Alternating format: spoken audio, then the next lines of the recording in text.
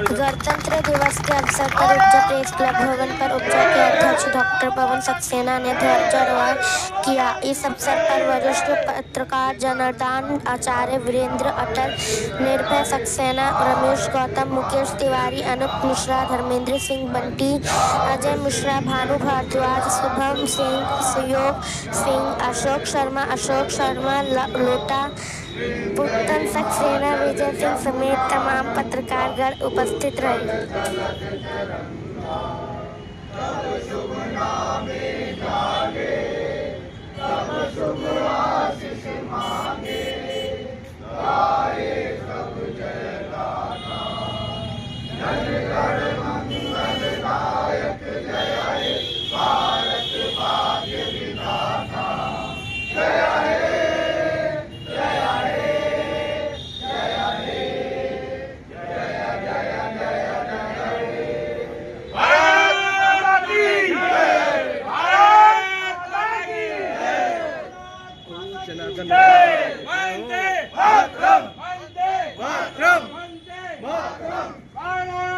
और क्या हाल है भाई?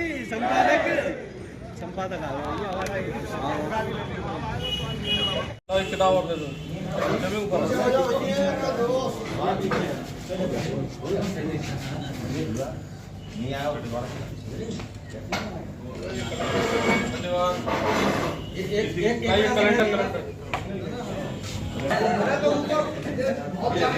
भारत माता की, गंगा मैया की। पत्रकारिता सीखी ऐसे हम सबको आत्म अवलोकन का एक मौका देता है। मित्रों, सबसे पहले मैं धन्यवाद दूंगा भानु भाई को, अनु भाई को, सभी साथियों को जो बच्चों को लेकर हमारे कार्यक्रम में आए और इन बच्चों का बहुत बहुत स्वागत है। क्योंकि मैं जब अभी मंच पे बैठा था, बहुत सारी बातें बच्चों को लेकर हो रही थी, तो मुझे एक बात याद आ रही थी और मैं आज मंच से उसको कन्फेस भी करूंगा। उसके लिए मैं सच बताऊं, अखबार की और मीडिया की दौड़ में दौड़ते दौड़ते मुझे अपने बच्चों का बचपन याद है। संजय मेरे से बहुत घर से जुड़े हुए हैं, बहुत सालों से। बच्चे कब बड़े हो गए पता ही नहीं चला। तो आज आप लोगों ने जो ये किया, मेरे पास ऐसा कोई माध्यम नहीं है कि मैं दोबारा पिछले समय में चला जाऊं और उन बच्चों को फिर से बड़ा होते हुए देख लूं, क्योंकि सुबह से लेकर रात तक का जो क्रम होता है मीडिया वालों के काम करने का, तो उसमें बच्चों का बचपन हम लोगों के सामने से गुजरता ही नहीं। अब पत्रकारों के बारे में कहा जाता है कि उनके बच्चे ऐसे बड़े नहीं होते बल्कि ऐसे बड़े होते हैं, क्योंकि वो सोते हुए देखते हैं। तो ये आपने बहुत अच्छा किया और मैं आदरणीय महामंत्री जी से, महामंत्री द्वय दोनों से और अपनी पूरी टीम के साथियों से निवेदन भी करूंगा कि अगला कोई कार्यक्रम परिवार मिलन का रखें, जैसे आदरणीय अटल जी ने कहा। आज के दिन महत्वपूर्ण बात क्या है? जो महत्वपूर्ण बात हमको कनेक्ट करती है, हमारे शहर को कनेक्ट करती है, आशीष भाई भी है पीछे, वो कनेक्शन ये है कि पूरे भारत में जब आजादी का आंदोलन चला, तो जहां तक मैं ठीक हूं, लगभग 752 फांसी हुई पूरे देश में, जो अंग्रेज शासन ने अपने कॉलोनियल सत्ता के दौरान दी। 750 के आसपास मान लेते हैं, कुछ बहुत सारी ऐसी हैं जो रिकॉर्डेड नहीं है, लेकिन अकेले बरेली में 250 से ज्यादा फांसी दी गई आजादी के आंदोलन, जो आपके कमिश्नर, पूरे देश में 750 और केवल बरेली में 250।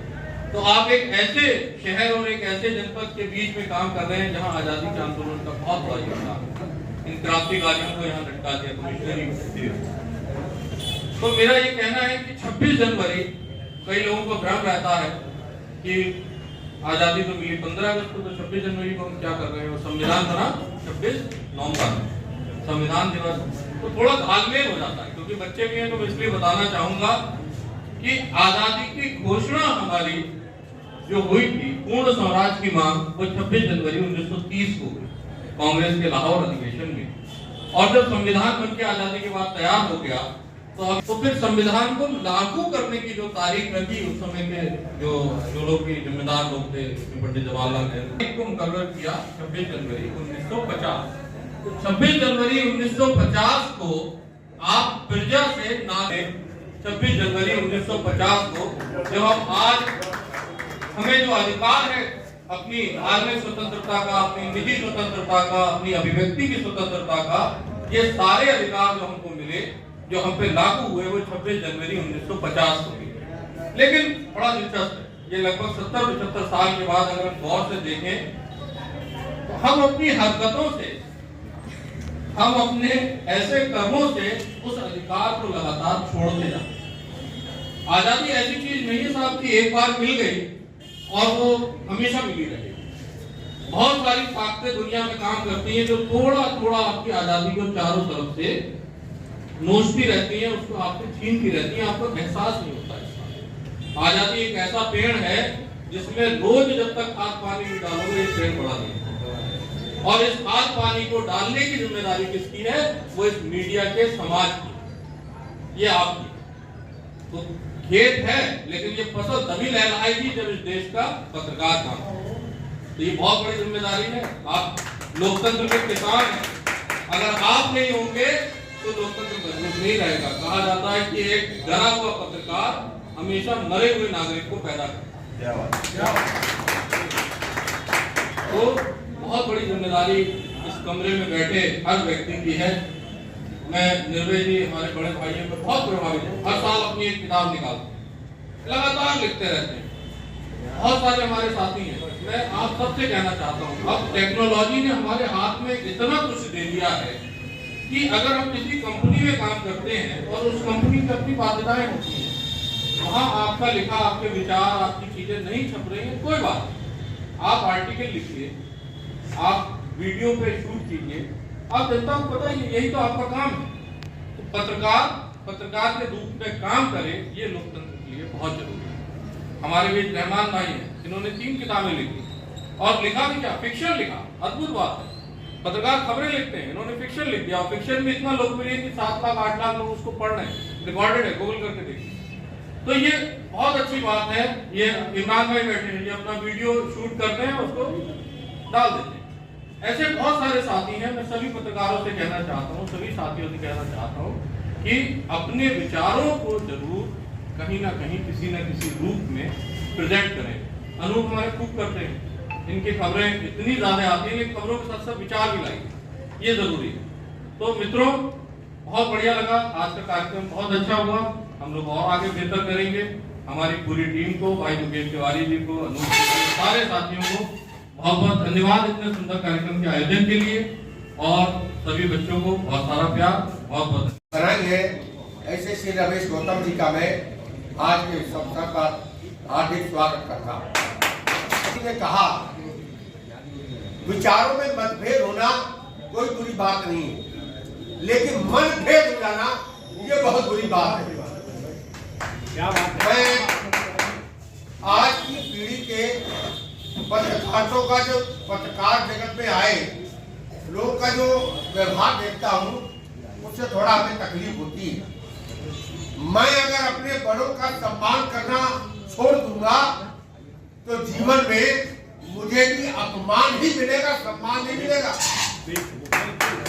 हम अपने बड़ों का अगर सम्मान नहीं करेंगे तो हमारे छोटे हमको भी सम्मानित नहीं करने वाले। इस बात को जरा ध्यान रखना चाहिए। इस पत्रकार प्रेस क्लब से मेरा नाता डॉक्टर पवन सक्सेना जी से भी पुराना है। मुझे याद है, मैं छात्र जीवन से जब विरक्त हुआ, नौकरी की तलाश में गया, तो मैंने एक साप्ताहिक पत्रकार रजिस्ट्रेशन कराया था, और वो अखबार मेरा प्रेस क्लब के जो उस समय अध्यक्ष थे स्वर्गीय रामदयाल भार्गव जी, उनकी अपनी प्रिंटिंग प्रेस में थी। साप्ताहिक अटल चुनौती मेरा प्रकाशन वहीं से हुआ करता था। उनसे प्रेरणा प्राप्त करके मेरा यहाँ आना जाना शुरू हुआ। बहुत लंबे समय तक हमारे कुछ साथियों को शायद इस बात का आभास नहीं है अथवा अल्प जानकारी नहीं होगी। उनके दौर से ही 15 अगस्त और 26 जनवरी का कार्यक्रम उस समय की परिस्थितियों के हिसाब से जितने सीमित पत्रकार थे, वे सारे ये 2 त्योहार यहाँ पर जरूर मनाया करते थे। आप सभी को गणतंत्र दिवस की हार्दिक शुभकामनाएं। हमारे जो नए साथी हैं उन्हें हम एक अपना छोटा सा परिचय देना चाहते हैं कि आज जो उपजा के अध्यक्ष हैं, जिनसे हमारा बहुत पुराना और गहरा पारिवारिक रिश्ता है। आदरणीय रमेश गौतम जी के आशीर्वाद से और पवन जी ने ही मेरी एंट्री जो की दैनिक जागरण में कराई थी और हमने डांट भी इनकी बहुत खाई है और लेकिन उतना ही प्यार भी पाया।